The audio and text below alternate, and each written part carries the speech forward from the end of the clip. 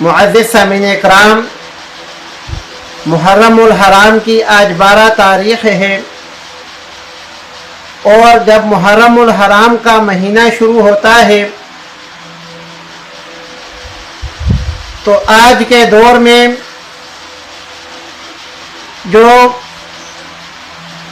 بہت سارے ایسے پلیٹ فارم ہیں ذرائع ابلاغ کے کہ جن پر نوجوان نسل کو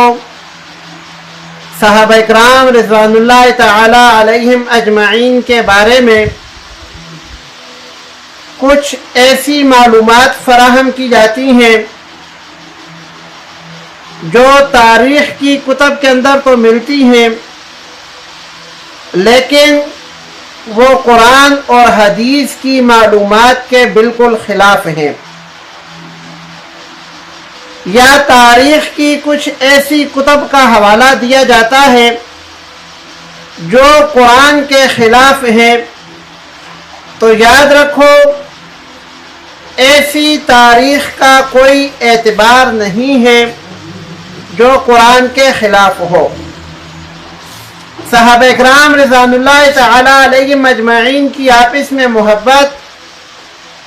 اور صحابہ اکرام رضوان اللہ تعالی علیہم اجمعین کا آپس میں پیار اور خلوص، یہ ایک ایسی چیز ہے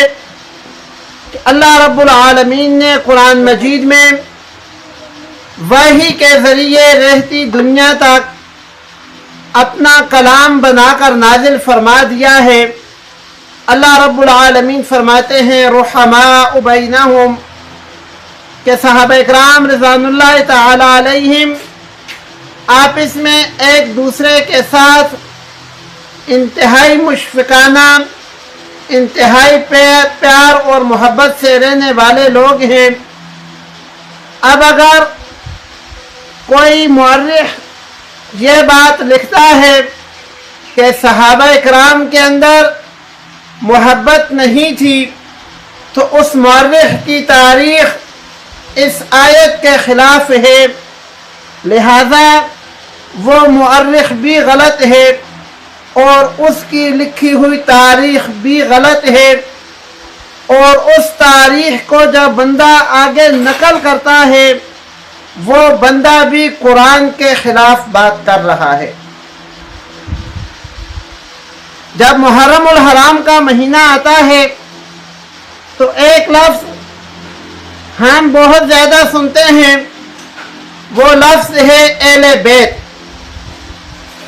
اہل بیت عربی کا لفظ ہے، اہل بھی اور بیت بھی دونوں عربی کے لفظ ہیں۔ اب چونکہ ہم عجمی لوگ ہیں، پہلے تو اہل بیت کے معنی سے ہی واقف نہیں ہیں، پھر اس اہل بیت سے کون سے لوگ مراد ہیں، اس کے بارے میں قرآن کیا کہتا ہے، اس کے بارے میں پاک پیغمبر صلی اللہ علیہ وآلہ وسلم نے کیا ارشاد فرمایا ہے، یہ چیزیں تو بہت بات کی رہ جاتی ہیں۔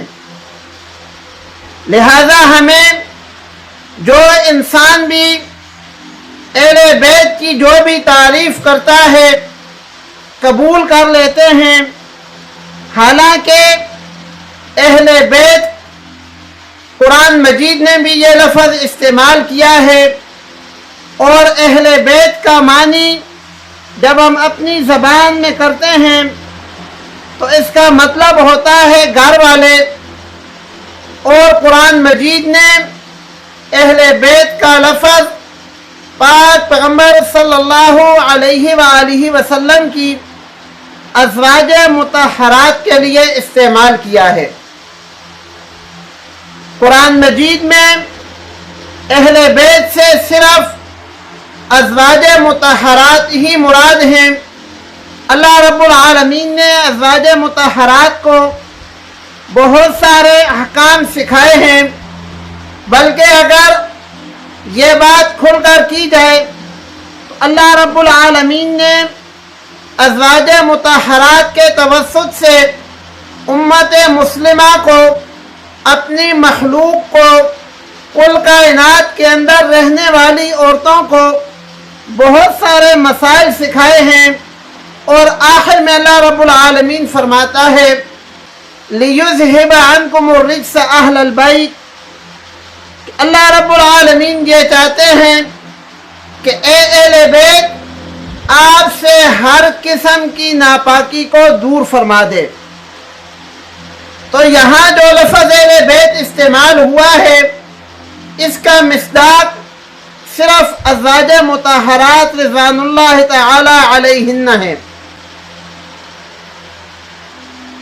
ایک حدیث شریف کے اندر صحیح بخاری کے اندر موجود ہے کہ پاک پیغمبر صلی اللہ علیہ وآلہ وسلم نے ایک دفعہ اپنی چادر مبارک کے اندر حضرت حسن رضی اللہ تعالی عنہ کو بھی لیا، حضرت حسین رضی اللہ تعالی عنہ کو بھی لیا، سیدہ فاطمہ الزہرا رضی اللہ تعالی عنہ کو بھی لیا، حضرت علی رضی اللہ تعالی عنہ کو بھی لیا۔ ان سب کو لینے کے بعد بھی فرمایا کہ یہ میرے اہل بیت ہیں۔ تو قرآن نے اہل بیت کا لفظ جس کے لیے استعمال کیا ہے وہ ازواج مطہرات ہیں، اور تاجدار مدینہ صلی اللہ علیہ وآلہ وسلم کی احادیث مبارکہ کے اندر اہل بیت کا جو لفظ استعمال ہوا ہے وہ حسن و حسین، سیدہ فاطمہ الزہرا رضی اللہ تعالی عنہ اور حضرت علی رضی اللہ تعالی عنہ کے لیے استعمال ہوا ہے۔